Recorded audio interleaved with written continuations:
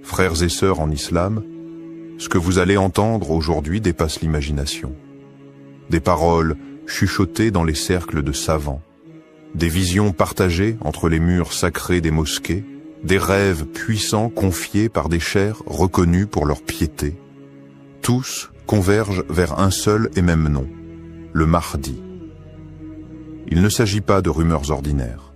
Ce sont des récits que peu osent dévoiler et qui pourraient si bien annoncer le début d'un bouleversement prophétique.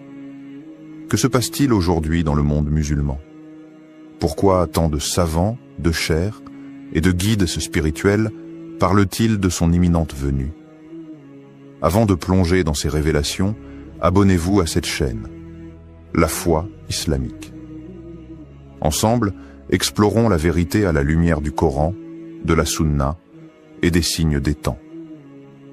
Au nom d'Allah, le tout miséricordieux, le très miséricordieux, ô Seigneur, éclaire nos cœurs de ta lumière, affermis notre foi dans les épreuves, et accorde-nous la guidance à travers les signes que tu révèles à tes serviteurs sincères. Partie 1. Les cheikhs qui ont parlé. Des voix respectées qui s'accordent. Ils ne sont ni des youtubeurs sensationnalistes, ni des rêveurs illuminés. Ils sont des porteurs de savoir. Des veilleurs dans la nuit du monde moderne. Des hommes qui ont passé leur vie à lire, à prier, à observer et à se taire, jusqu'à ce que le poids des signes les pousse à parler. Cheikh Imran Hossein, Cheikh Nabil Al-Awadi, Cheikh Al-Habib Ali Al-Jifri. 3 noms, 3 horizons, mais un même frisson dans leurs propos. Quand ces figures prononcent le mot Mahdi, ce n'est jamais à la légère. C'est après des années de méditation, d'étude des hadiths, et parfois d'un rêve venu troubler leur nuit. Cheikh Nabil Al-Awadi, figure du monde sunnite, réputé pour sa prudence, n'a pas cherché à créer le buzz. Il a simplement déclaré, dans une voix tremblante mais ferme, « Nous vivons une époque où les signes mineurs sont quasiment tous passés. Il ne reste que les grands, et le Mahdi en est la clé. » Cette phrase n'est pas un cri, c'est un signal, discret mais profond. Et pour ceux qui connaissent la science des signes, ce genre de déclaration ne peut être ignoré. Ce n'est pas un homme quelconque qui parle, c'est un érudit, formé, entouré, respecté. Et pourtant, il ose évoquer ce que beaucoup n'osent qu'effleurer, l'imminence. Puis vient Cheikh Al-Habib Ali Al-Jifri, dont la parole est connue pour sa douceur, mais aussi sa profondeur spirituelle. Il ne donne pas de date. Il ne fait pas de chronologie. Il raconte un rêve qu'il a vu, un rêve bouleversant. Un homme au visage lumineux, à la Mecque, entouré de croyants criant « Tu es notre guide ». Il n'a pas dit que c'était le Mahdi. Il n'a pas prononcé ce mot. Mais son regard, en racontant ce rêve, parlait pour lui. Il tremblait d'émotion, comme si cette vision avait traversé son âme. Ce qu'il faut comprendre ici, c'est que ces hommes n'agissent jamais sur une impulsion. Ils sont les héritiers d'un savoir minutieux, transmis à travers les générations. Lorsqu'ils parlent, c'est avec des siècles de prudence derrière eux.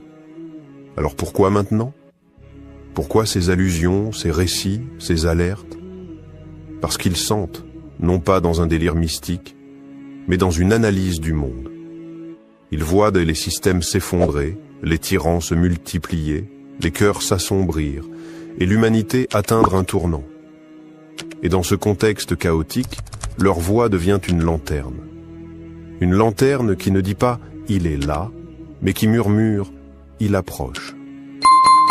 Et ce murmure devient une symphonie quand on entend Cheikh Imran Hossein évoquer la fin des temps. Depuis des décennies, il décrypte les signes. D'abord ignoré, puis critiqué, il est aujourd'hui écouté. Pourquoi? Parce que ce qu'il a annoncé hier devient réalité aujourd'hui. Lui aussi évoque l'arrivée du Mahdi. Pas comme une certitude datée, mais comme une conséquence logique de ce que les textes annoncent et que les événements mondiaux confirment. Ces cheikhs ne cherchent pas à convaincre. Ils appellent à préparer. non pas les valises, mais les cœurs. Ils ne disent pas « croyez à notre vision », ils disent « retournez à Allah, rapprochez-vous de la vérité, soyez prêts ». Et c'est peut-être cela le plus bouleversant. Ce n'est pas le contenu de leur vision qui nous secoue, c'est leur sincérité, leur prudence, leur douleur aussi lorsqu'ils évoquent ce qui vient. Car ils savent que l'arrivée du Mahdi ne sera pas un feu d'artifice. Ce sera une secousse, un réveil, une épreuve. Et seuls les cœurs connectés à la lumière divine tiendront. Partie 2. Des rêves révélateurs. Ce que certains ont vu du Mahdi. Dans le silence de la nuit, alors que le monde dort et que les âmes s'élèvent, certains voient. Pas avec les yeux du corps, mais avec ceux du cœur. Ces rêves ne sont pas des fantaisies. Ce sont des fragments, des éclats du monde invisible que Dieu offre à ceux dont le cœur est purifié. Le prophète Muhammad l'a dit. Le rêve véridique est une des 46 parties de la prophétie. Et dans notre époque troublée, ces rêves se multiplient, pas chez n'importe qui, mais chez des hommes de science, des femmes pieuses, des étudiants sincères, des chers silencieux que le ciel réveille. Un cheikh marocain a confié le regard humide que dans son sommeil, il s'est vu transporté à Médine. Là, debout devant le noble tombeau du prophète, un homme pleurait, les mains levées, le cœur déversé en larmes. Et puis cette voix venue de nulle part, ou peut-être d'en haut, « Voici le Mahdi que tu attends ». Il s'est réveillé tremblant. Il n'a pas cherché à interpréter, il a seulement su. Quelque chose s'est imprimé en lui, comme une certitude douce et pesante à la fois. Il n'a pas cherché à en parler partout. Il l'a partagé à quelques élèves, à ceux capables d'entendre sans moquerie, de ressentir sans idolâtrer. Ce rêve n'est pas isolé. Il fait partie d'une constellation. En Égypte, un fakir raconte avoir vu une foule immense autour de la Kaaba. Un homme, vêtu simplement, au regard baissé, refusait de monter sur le minbar. Mais les gens le suppliaient. Ils l'appelaient par un nom qu'il n'ose plus répéter sans frissonner. À Karachi, une femme pieuse raconte une vision où la nuit s'est éclairée d'une lumière intense. Un homme marchait entre les ruines d'un monde brisé.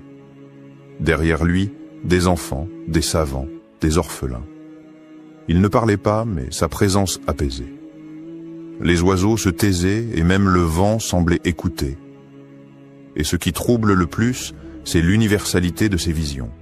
Pakistan, Yémen, Europe, Afrique, Indonésie, France, partout, les récits se recoupent. Le même homme, la même pudeur, la même scène, la foule, la lumière et une voix qui désigne sans désigner, et pourtant aucune coordination entre ces rêveurs, aucun agenda, juste des cœurs qui cherchent Dieu, des âmes qui pleurent en prière. Et parfois, la nuit leur répond. Ces rêves parlent tous de la même chose. Un homme qui ne veut pas être reconnu, qui refuse le pouvoir, mais que les gens reconnaissent malgré lui.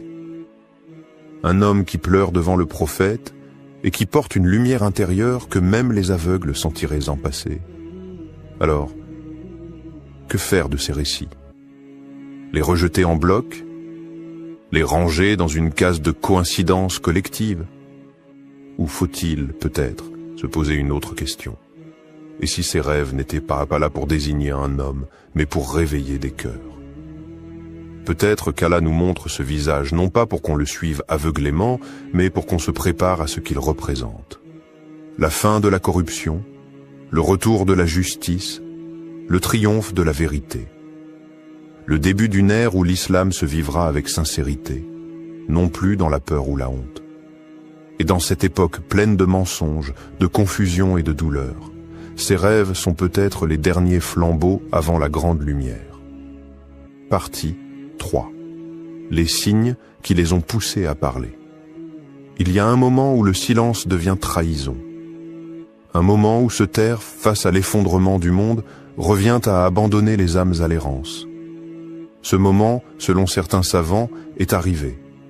Depuis des années, les cheikhs les plus lucides observaient. Ils analysaient. Ils patientaient. Mais aujourd'hui, ils parlent. Et si des voix comme Cheikh Imran Hossein, Cheikh Nabil Al-Awadi ou Cheikh Al-Jifri ont décidé de s'exprimer sur le Mahdi, ce n'est pas par hasard. Ce n'est pas pour provoquer. C'est parce qu'ils ont vu les signes. Et ces signes sont devenus trop évidents, trop puissants pour être ignorés. Guerre dévastatrice au Moyen-Orient. Des villes réduites en cendres. Des enfants enterrés sous les ruines. Des peuples brisés, dispersés, déshumanisés. Et à chaque nouvelle guerre, un même schéma. Oppression, injustice, silence des puissants. Jérusalem sous tension. Cheikh Imran Hossein ne cesse de le répéter. Celui qui ne comprend pas le rôle prophétique d'Israël et de Jérusalem dans la fin des temps ne peut comprendre l'éveil du Mahdi. Il explique que le faux Messie, Dajjal, doit émerger à travers un système corrompu, sioniste, imposant au monde une fausse paix, une fausse liberté, une fausse justice, et que le Mahdi, à l'inverse, apparaîtra comme un contre-choc, un retour à la vérité absolue, à la justice divine. Un monde à genoux. L'effondrement moral n'est plus une théorie. L'impudicité est devenue une industrie. L'injustice, une norme.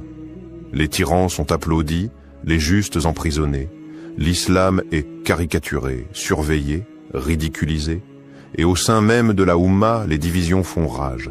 Sunnites contre chiites, traditionnalistes contre réformistes, culture contre culture, mosquée contre mosquée. Le climat, lui aussi, parle. Inondations, séismes, feux incontrôlables. La planète semble crier sous le poids des péchés de l'humanité. Les savants ne sont pas des climatologues, mais ils voient dans ces bouleversements un rappel, une purification avant le retour d'un ordre divin. Cheikh Nabil l'a dit sans détour. L'analyse ne suffit plus. Les gens ont besoin de foi, de lumière, car ce qui vient ne sera pas une manifestation spectaculaire. Ce sera une épreuve, une tempête qui n'épargnera que ceux qui auront préparé leur cœur. C'est cette urgence qui les pousse à parler.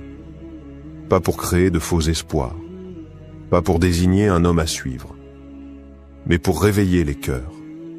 Ils ne donnent pas de nom, ils ne fixent pas de date, ils avertissent, ils secouent. Leur message est clair.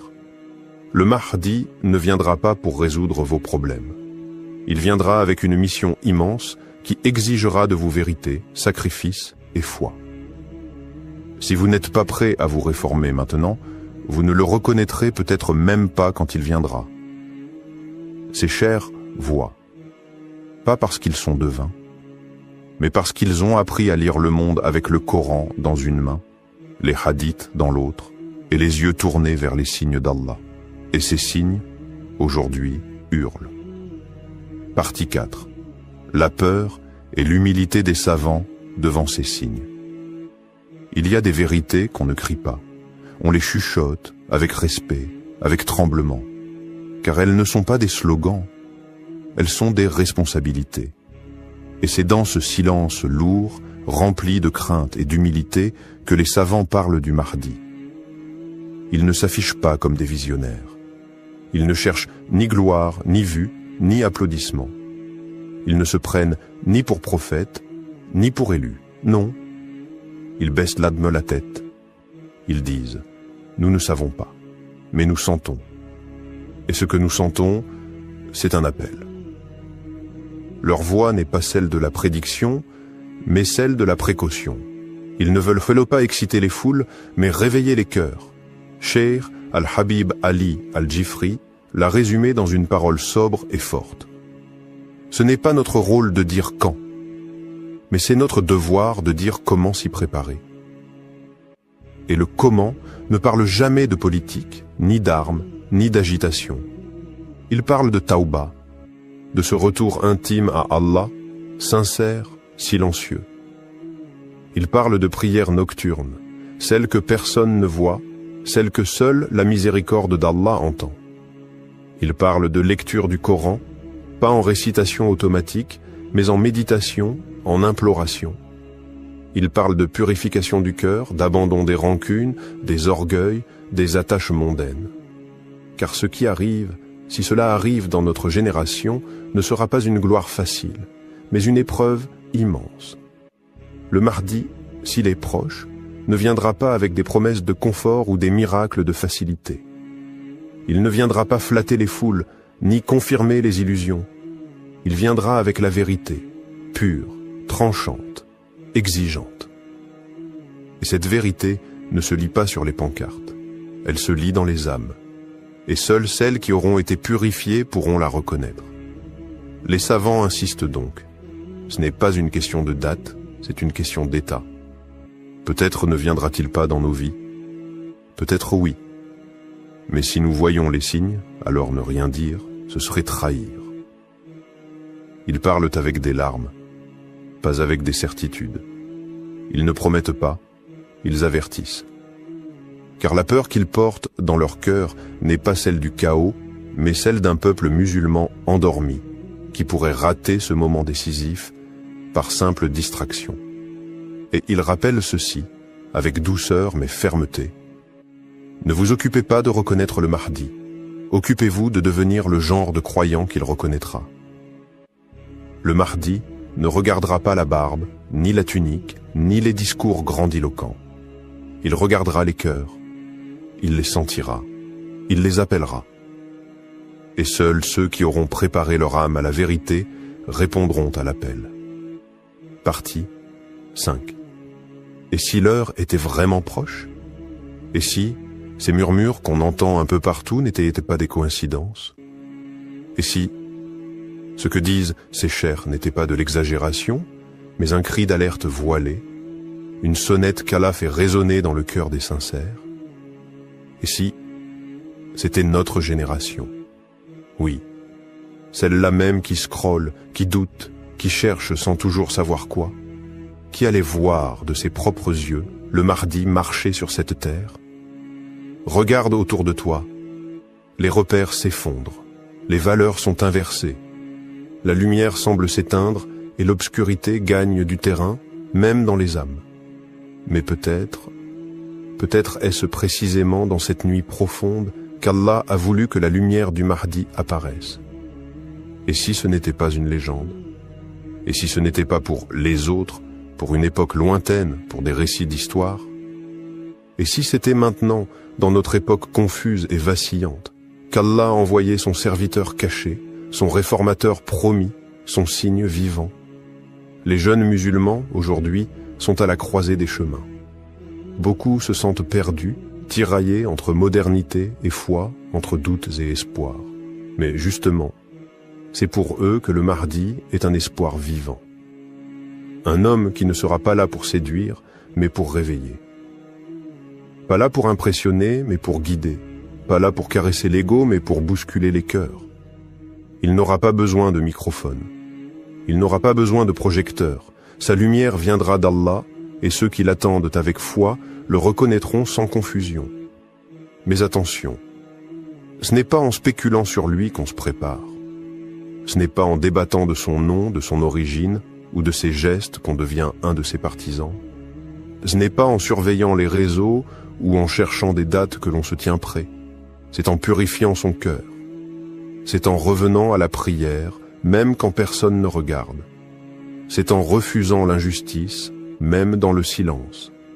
C'est en écoutant les appels des savants, ces hommes droits qui n'ont rien à vendre, mais tout à transmettre. Non pas pour alimenter la panique, mais pour réveiller la foi.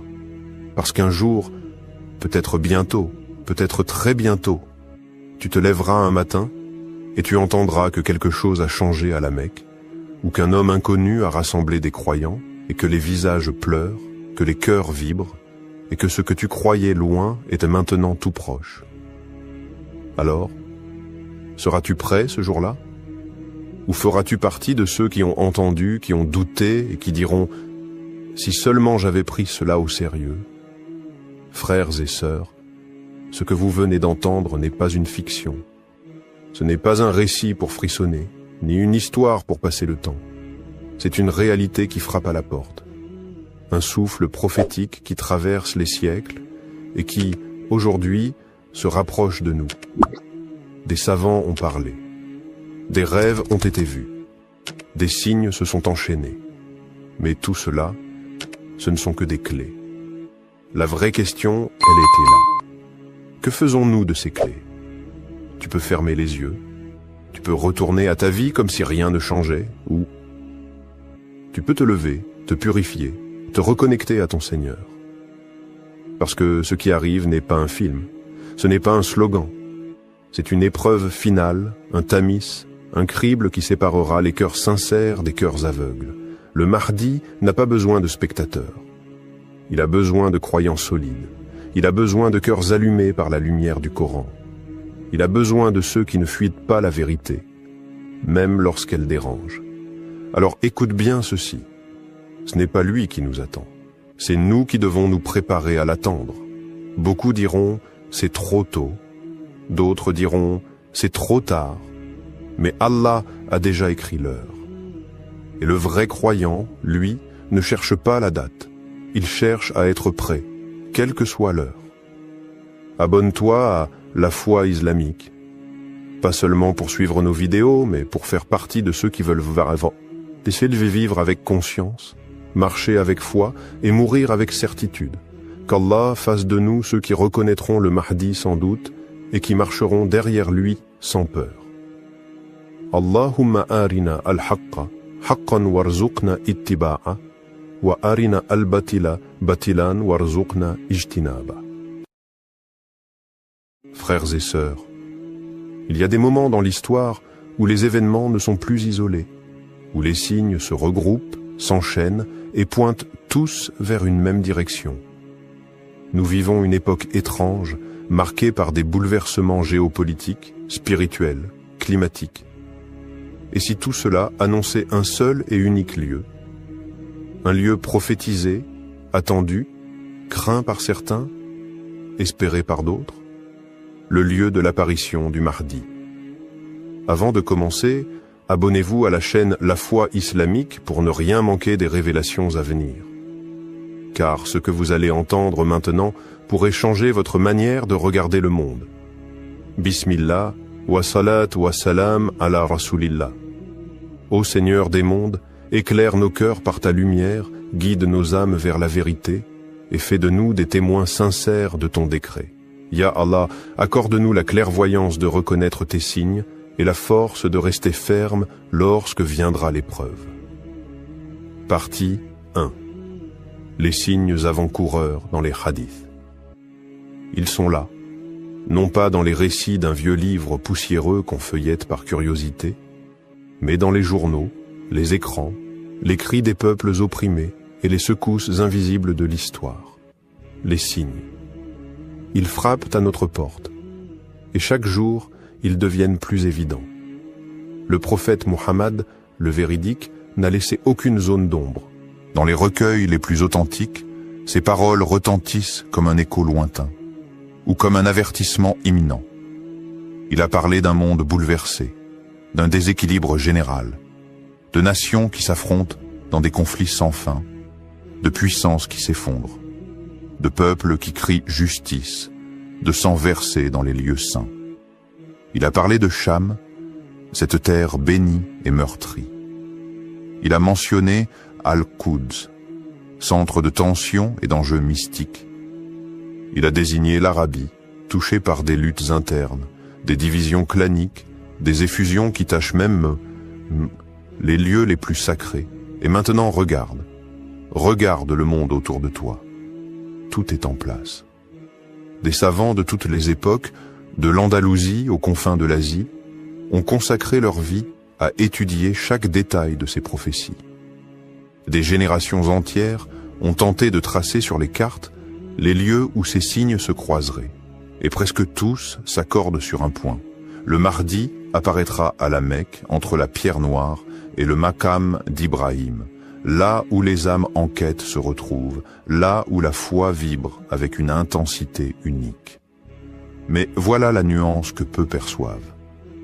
Si la Mecque est le point d'émergence, cela ne signifie pas qu'il n'y aura pas d'autres étapes. Car avant de se dévoiler au monde, le Mahdi est un homme qui marche dans l'ombre. Il ressent les douleurs du monde.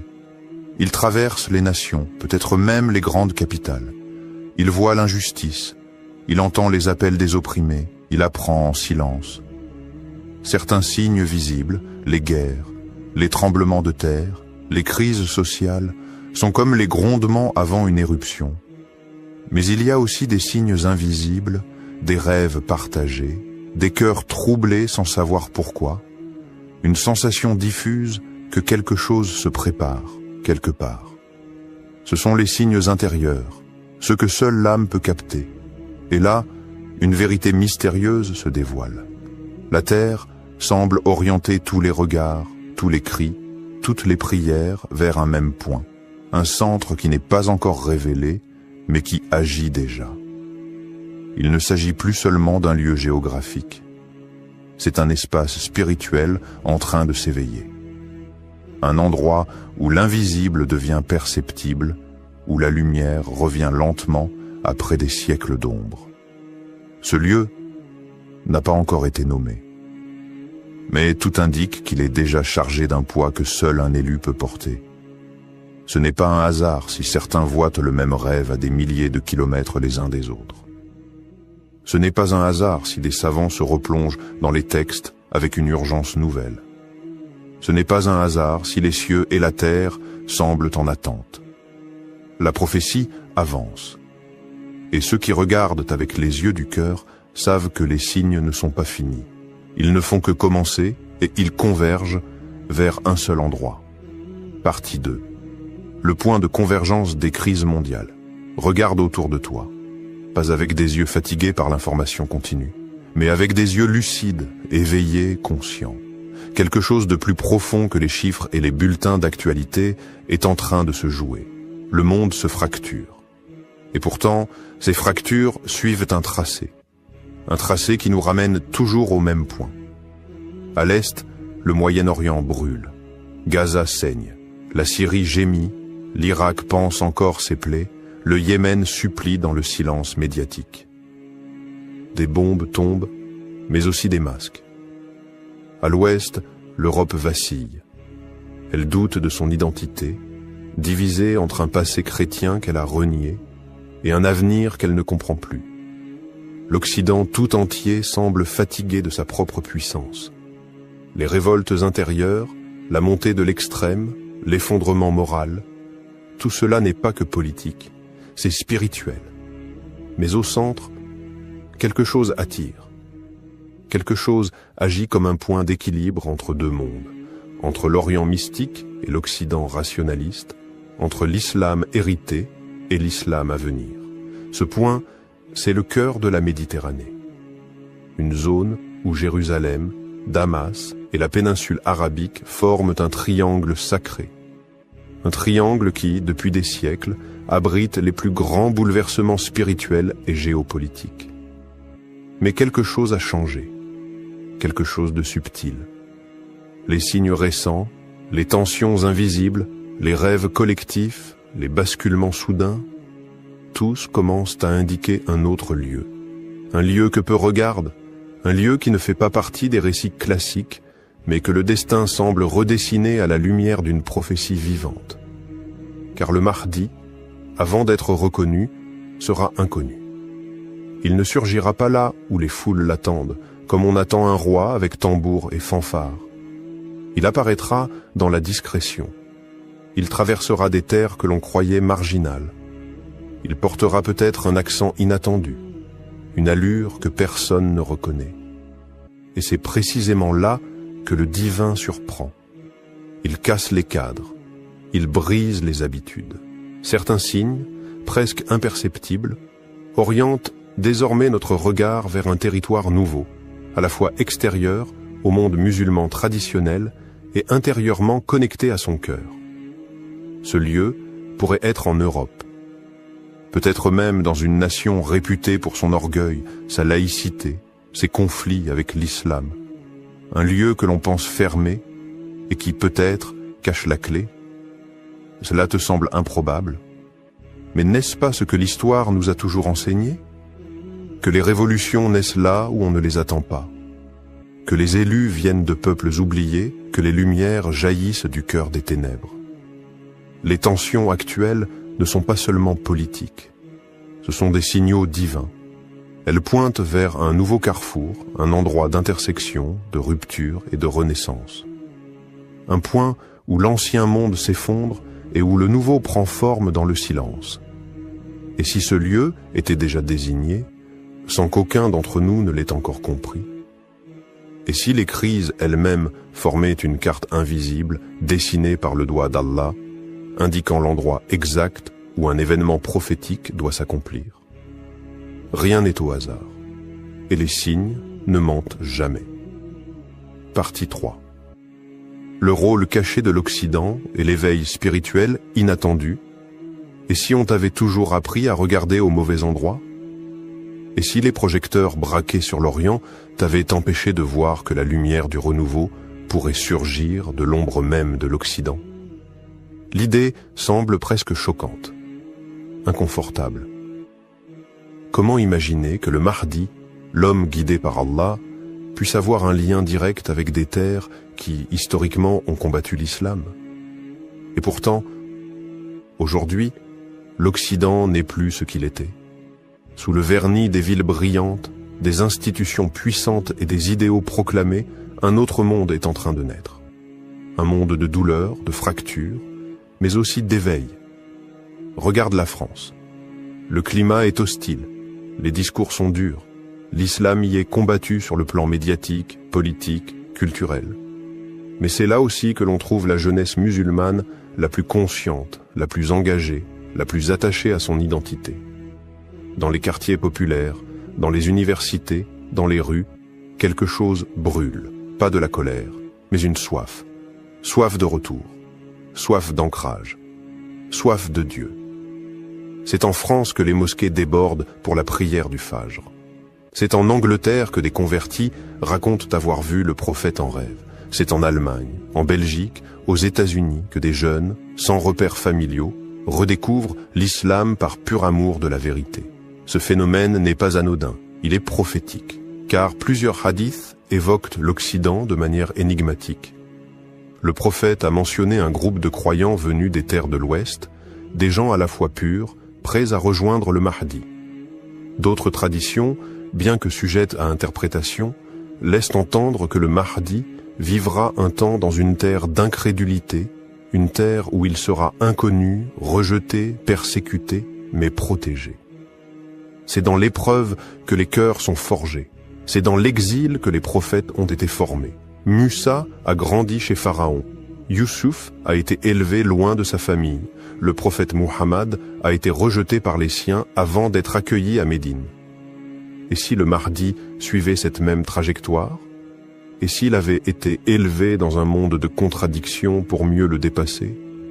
Et s'il vivait aujourd'hui dans une capitale occidentale, en silence, observant, priant, pleurant les péchés de l'humanité, en attendant l'ordre divin? Peut-on imaginer un instant que Paris, cette ville de lumière profane, soit aussi le théâtre secret de la lumière divine? Elle qui incarne tant de rejets, pourrait-elle devenir le lieu de l'accueil? Un lieu où le Mahdi vivrait caché, anonyme parmi les anonymes. Un cœur pur battant dans un monde hostile. Un homme éveillé, protégé non par les murs, mais par la volonté d'Allah. Et si les épreuves des musulmans en France, leur douleur, leur résistance, n'étaient pas de simples injustices, mais un signe que quelque chose se prépare. L'histoire d'Allah ne suit jamais les chemins qu'on attend. Elle renverse les puissants. Elle élève les opprimés. Elle transforme les périphéries en centres, et les lieux rejetés en lieux élus. Et toi, as-tu ouvert les yeux sur ce lieu inattendu où tout pourrait commencer? Partie 4. Pourquoi Paris concentre tous les signes? Regarde Paris, pas avec les yeux du touriste, ni ceux du politique. Regarde-la avec les yeux du cœur, avec la lecture des signes. Paris n'est pas qu'une ville, c'est un champ de bataille invisible. C'est le miroir des contradictions du monde moderne, où la foi est traquée mais jamais étouffée, où l'obscurité croit dominer mais laisse toujours filtrer la lumière. Ici, les minarets sont étouffés mais les cœurs s'élèvent. Ici, la parole de Dieu est contestée mais constamment récitée dans les foyers, les cellules, les ruelles. Ici, les musulmans sont surveillés mais plus vivants que jamais. Est-ce un hasard?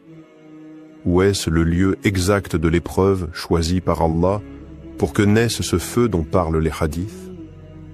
Un feu qui ne brûle pas pour détruire, mais pour révéler.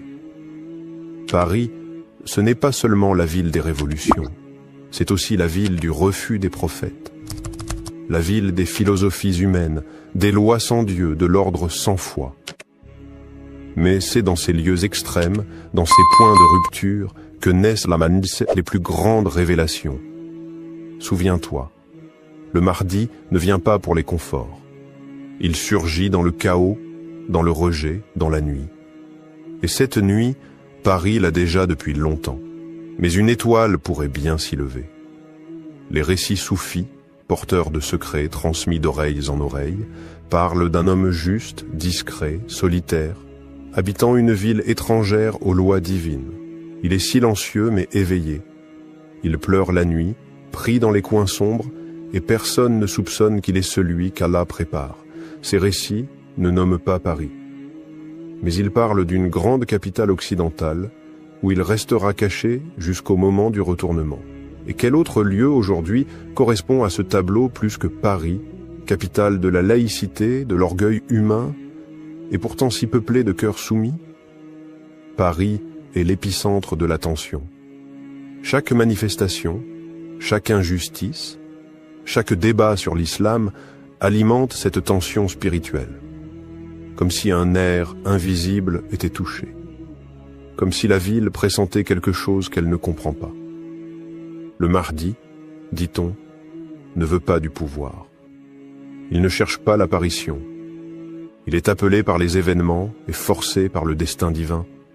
Et pour qu'un tel homme surgisse, il faut un terrain brûlant, un lieu qui le forge, qui le rejette, puis qui l'appelle à en sortir. Paris n'est pas la fin du voyage, mais elle pourrait bien être le départ, car c'est là que le feu intérieur s'allume. C'est là que le silence du Mahdi devient plus fort que les cris du monde. C'est là, dans les rues chargées de colère, dans les regards pleins de rejet, dans les invocations nocturnes des oubliés, que la lumière se prépare à descendre, et quand elle se déversera, elle ne viendra pas avec des slogans, mais avec le poids de la vérité. Partie 5. Les cartes anciennes et les révélations ésotériques. Il existe des cartes que l'on ne trouve pas dans les manuels scolaires, des cartes que l'on ne trace pas avec des frontières politiques, mais avec des lignes invisibles, des lignes d'énergie, des trajets de lumière, des veines spirituelles que les anciens connaissaient. Les maîtres soufis les appelaient par les routes secrètes de la présence divine. Selon eux, certains lieux sur Terre ne sont pas seulement géographiquement stratégiques, mais cosmiquement choisis. Des nœuds où le ciel rencontre la Terre, où le destin du monde s'articule.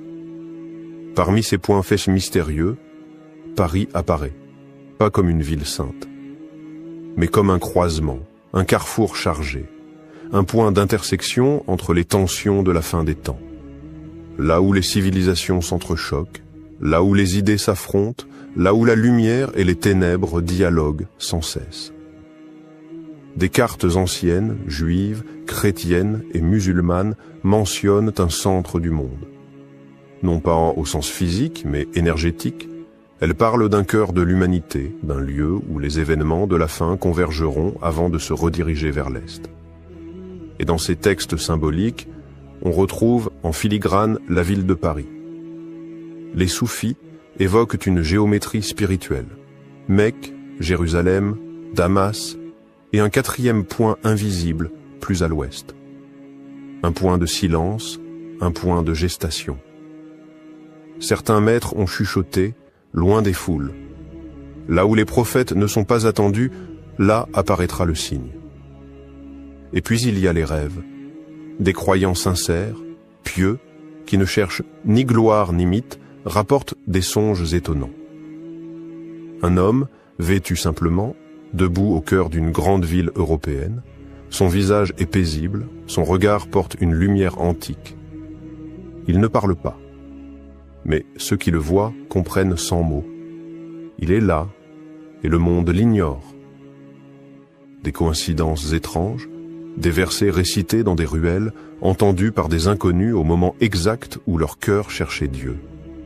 Des apparitions de lumière au-dessus des minarets en pleine nuit, des enfants récitant des sourates qu'on ne leur avait pas encore enseignées, des prières exaucées dans les moments les plus noirs. À Paris, ce ne sont peut-être que des coïncidences, ou peut-être sont-elles les signes subtils du réel, comme des gouttes d'eau avant la tempête prophétique. Le Mahdi, selon certains récits, marchera longtemps dans l'ombre avant d'être appelé à la lumière. Et cette ombre peut être une ville,